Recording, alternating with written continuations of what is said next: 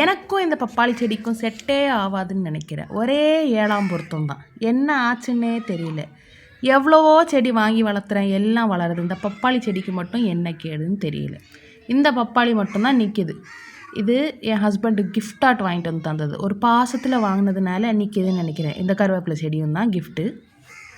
இப்போ நான் எடுத்து காட்டுறேன் பாருங்கள். இந்த பப்பாளி செடி எல்லாருக்கும் எப்படி தண்ணி ஊற்றுறேன்னா அது மாதிரி தான் ஊற்றுறேன். எல்லாரையும் எப்படி வெயிலில் வச்சுருக்கேனோ அதே மாதிரி தான் வச்சுருக்கேன்.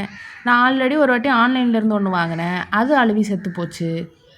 அப்புறம் இன்னொன்று வாங்கினேன் லோக்கல் நர்சரியில், அது அழுவி செத்து போச்சு. எங்கள் அம்மா ஒன்று கொண்டு வந்தாங்க, அதுவும் அழுவி செத்து போச்சு. நான் சும்மா இருக்காமல் வம்படிக்கு என் புருஷனை 40 கிலோமீட்டர் தள்ளி ஒரு இடத்துக்கு கொண்டு போய் அந்த நர்சரியிலேருந்து வாங்குவேன்னு வாங்கிட்டு வந்து இதுவும் செத்து போச்சு. நான் எதுவும் பாய்சன் எதுவும் வைக்கல. இது ஏன் செத்து போகுது? உங்களுக்கு யாருக்காவது தெரிஞ்சால் சொல்லுங்கள். இப்படியே செத்து போயிட்டு இருந்தால் நான் என்ன பண்ணுறது? செடி வளர்க்க தேவையில்ல.